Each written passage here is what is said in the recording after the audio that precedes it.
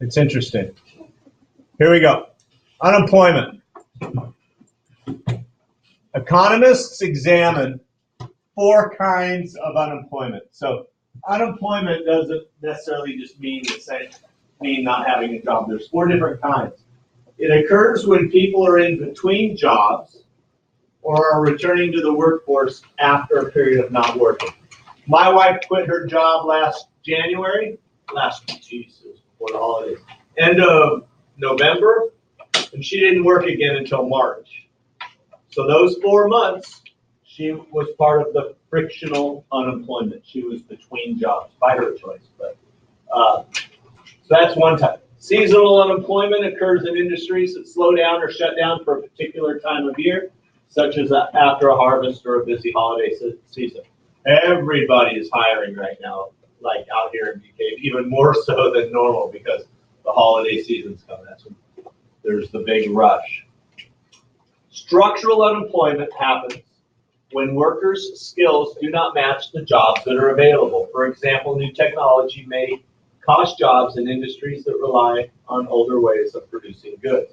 My brother is an editor, right? So they take all the film for commercials, and he has a producer, and he has this machine, and they sit there and they cut scenes out, and they put in voiceovers, and he uses this huge computer. His job, his whole industry is going away because people can literally shoot an entire movie on an iPhone now, right? You have iMovie, and you can do all the stuff that he gets paid ridiculous amounts of money to do yourself. So his whole industry is going away because of technology, and if he gets laid off, then he joins this structural unemployment group. Cyclical unemployment occurs during recessions when the demand for goods and services drops. The resulting slowdown in production causes the demand for labor to drop. Companies lay off employees. So one cause of this structural unemployment, basically structural unemployment are jobs that are gone and aren't coming back. Those jobs no longer exist. Globalization, which has been an increase in trade and other business connections around the world, has increased our structural unemployment. Who can give me an example of how globalization has changed our structural unemployment?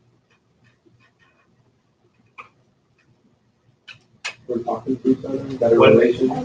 Well, not telemarketers, close. Something's happening with my computer, so I'm going to call tech support, customer service, right? Very few of those big businesses who need support, where you can call for support, are based in the United States anymore. All of them are shipped off to different countries. Sometimes they move jobs to countries where the costs of labor are lower. They might not have the environmental protection rules that we might have here in the United States. Those jobs are gone. That's Nike factory. Nike's not going to be making shoes in the United States anymore. The amount of unemployment is an important clue to the health of a nation's economy. Federal government tracks the unemployment rate, or the percentage of the nation's labor force that's unemployed.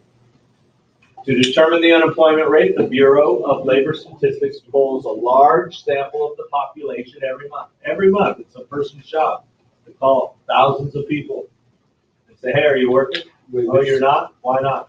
Your state has the highest unemployment rate. It varies. I'm not sure right now.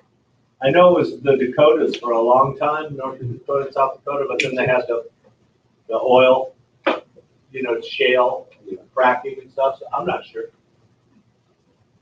Since frictional, seasonal, and structural unemployment occur even in an economy that's working properly, economists expect some unemployment. There's always going to be some people that are done raising their kids and going back into the workforce, or decide that I hate working at this school now, so I'm going to quit and I'm going to start working next fall somewhere else. That's all. That always happens. There's people that just graduate college without a job, and they're looking for a job. If you're actively looking for a job, you're unemployed, right?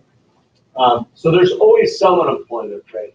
That number's high. An unemployment rate of 4 to 6% is considered full employment, the level of employment reach when there's no cyclical unemployment. So that's a little high. It's probably 3 to 4%. Right now, our unemployment rate in the United States is like 3.6%, lowest it's been in 50 years. Unfortunately, the wages aren't quite matching that, so that's still an issue. But as far as finding a job, man, just about anybody can find a job right now. So we're really close to fully employed, or I would say overemployed even. That people are getting to choose which out of several jobs that they could have. But if there's no cyclical unemployment, the unemployment that occurs in a downturn of the economy, then we're considered fully employed. Some people with jobs are underemployed, meaning that they work part-time when they want full-time jobs, or they work at jobs that are below their skill levels. You see that a lot, like if I have a PhD in economics, but the only job I can get is waiting tables, I'm probably underemployed, right? Or if I can only find part-time work if I want full-time work, right? You're underemployed. That still counts as employed, though, for our statistics. And that's it, okay? So cyclical unemployment's the key. If there's no cyclical unemployment, then we're fully employed. There's always going to be structural and frictional and seasonal. Cool? All right. Let me pass out some Cornell notes.